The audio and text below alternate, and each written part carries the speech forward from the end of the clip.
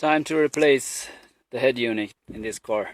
This 15 watts times 4 will become 4 times 50. Kenwood stereo is going in. So you start by removing this cord. It's a fake cup holder. And then you have 4 screws that you have to remove first. It's a Phillips screw.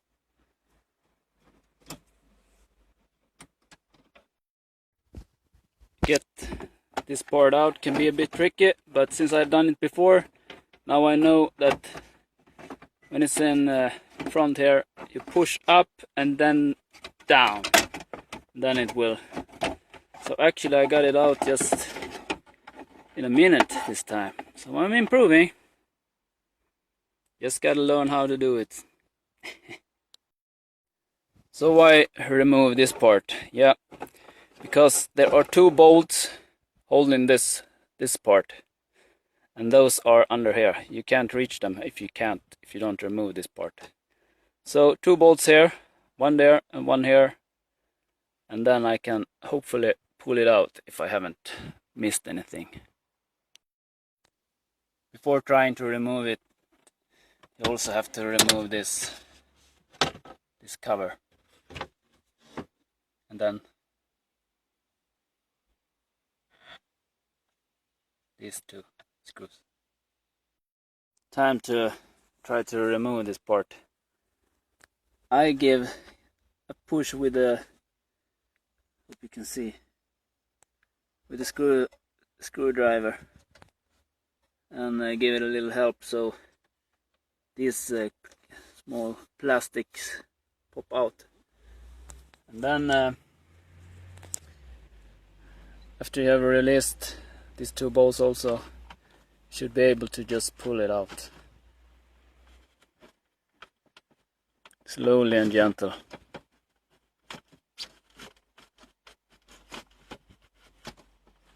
There's lots of dust. And here it comes. So this Toyota Previa has antenna cable, and then it has this sort of own standard. However, I have to replace them, so I'm gonna use a radio with the ISO, and I bought this part. It's for Toyota. It's almost the same on all Toyotas, so I guess you might need one of these. Check if you have it on your car. For Toyota models, most models. So this gives an ISO connection to my Kenwood stereo that I'm gonna put in. So I'm gonna pull this out now and check that the cable's colors are correct before I connect the stereo. So before continuing, I compare. This is the new ISO with the ISO connector, and I compare them.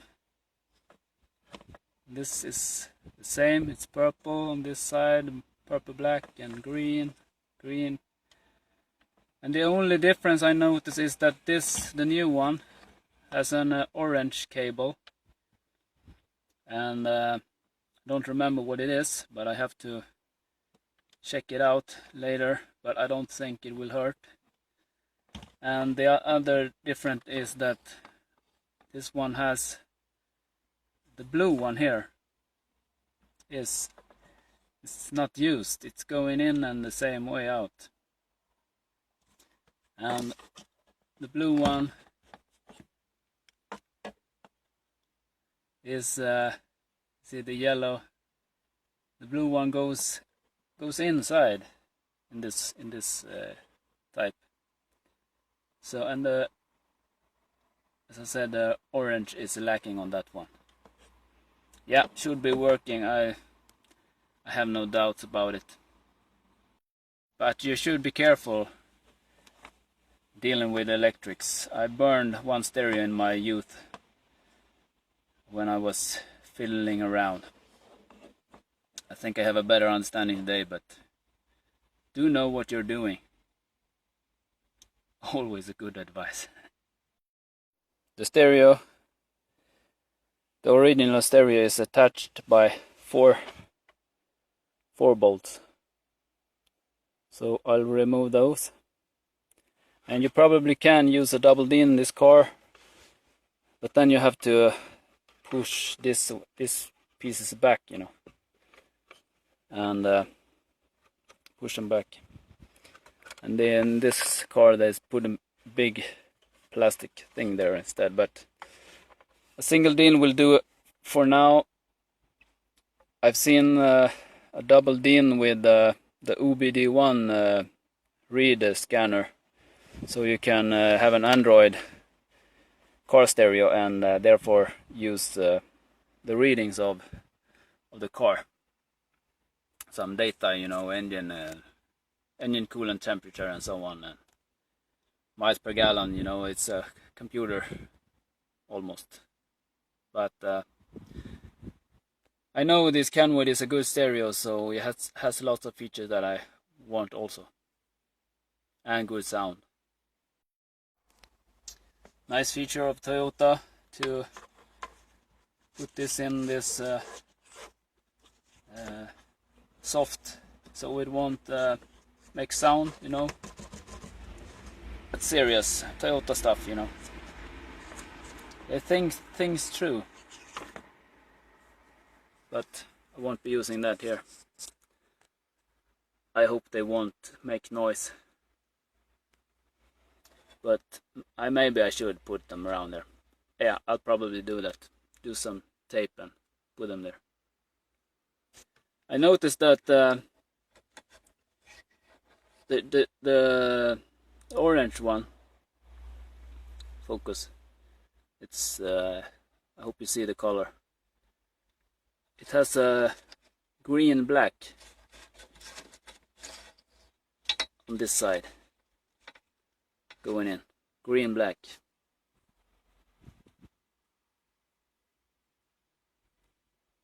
So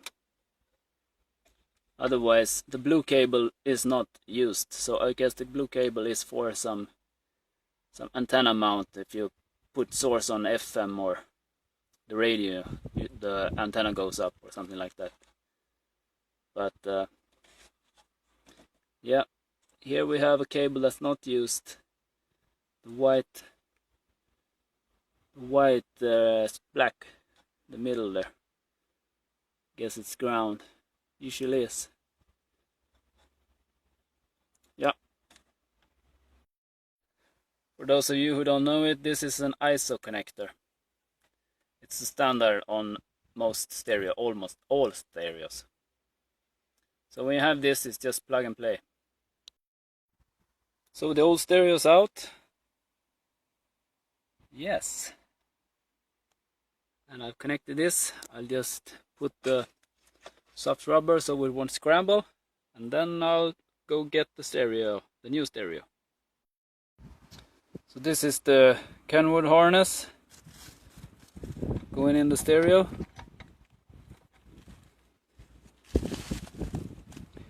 And the other side is the ISO that will connect here. So before I continue, I make sure that it is working so far. Yeah, lights up. Select language. Select language, yeah. So far so good. Yeah. Testing with the tuner. What a sound, what a sound. Sounds great. And it's just tuner, radio. So far so good. Hehe. Yeah. Next is to mount the chassis frame. I decided to do it this way, but there are other alternatives on in this car. I could screw the radio in place, but then it will be harder to remove, and I also have to thread these screw holes. They aren't threaded, so I need a tool for that, and I have to go and get it and so on. But I've chosen this the frame method before, and I find it simpler. And if the thieves are gonna steal your radio, I rather they put it out nice instead of just have to remove the whole ship, man, and ruin. They will just break it because they don't have time to fix the screws and so on. So they will just break the whole thing loose if they want the radio. So I might do a little bit easier for them, but I will remove the faceplate so they won't have much use of it. The frame part works like this. You push them down, so this part gets stuck. You do that all around, so it won't come loose. So these little pieces push down where possible. I'll show you.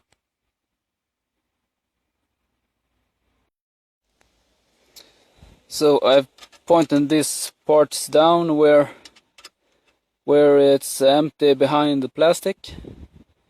So you see here, some parts have been pushed down. This is, and also on this, the upper side. On the side here I can't push it in. It's plastic in the way. But anyway, you want this to be tight so it won't come loose. You want to be sure that it's really tightly fitting.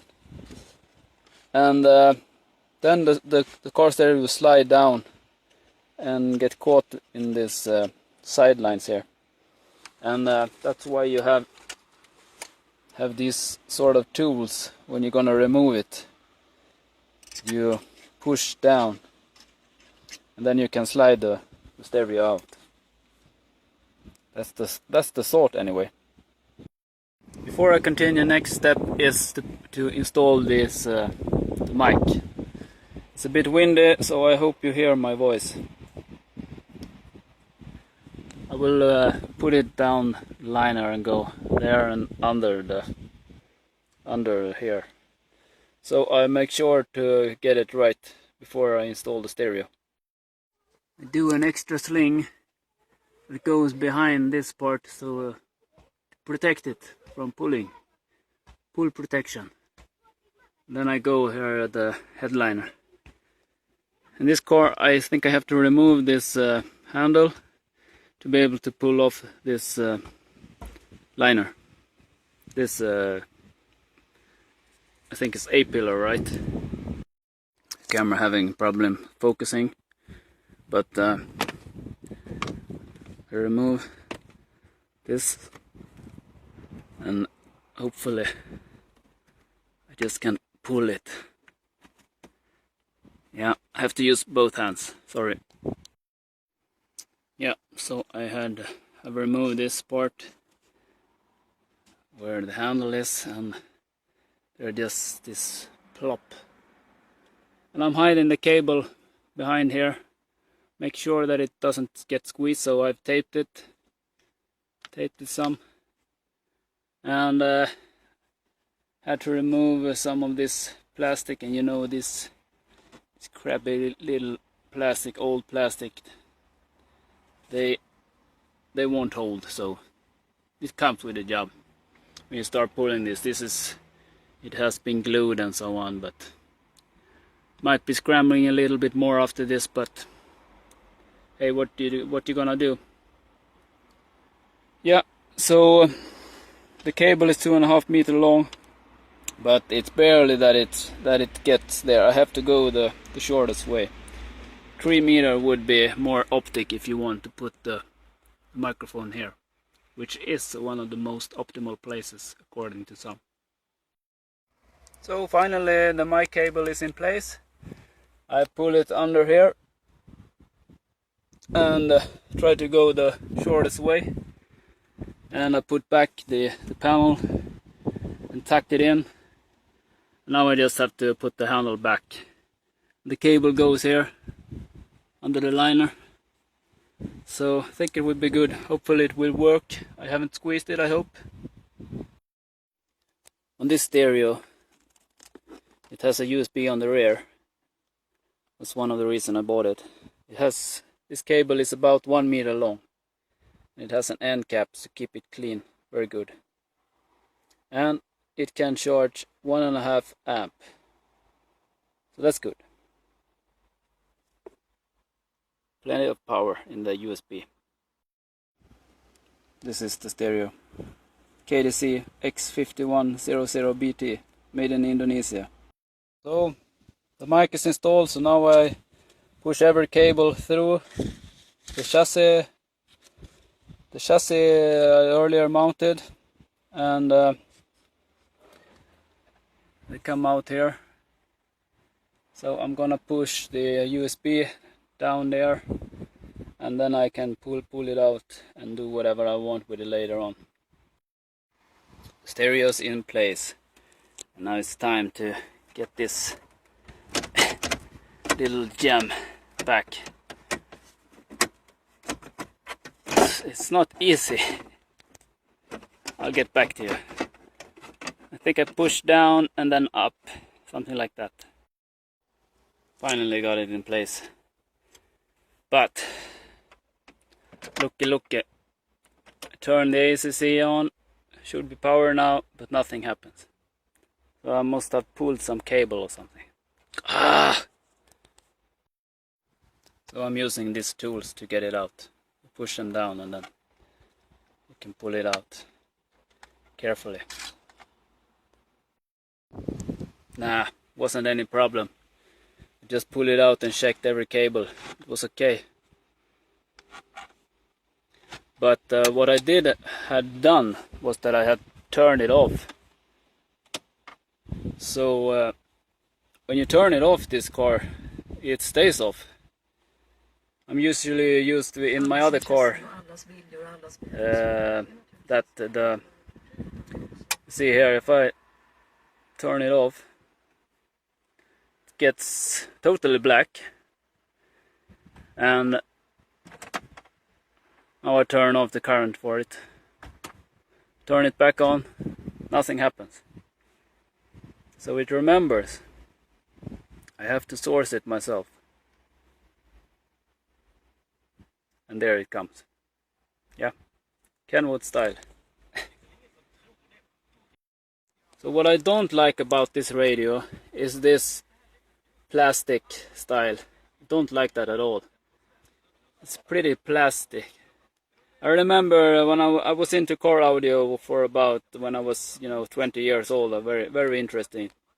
They were better finished then than today. The Kenwoods and the Pioneers were made in Japan, and the finish were better, much better than today. So they look pretty cheap, but the electronics is, the feature is better. If the sound is better than before, maybe not, but they're pretty good. It sounds okay. Sounds really good actually. So the front face can be removed. You press this little button here in the corner.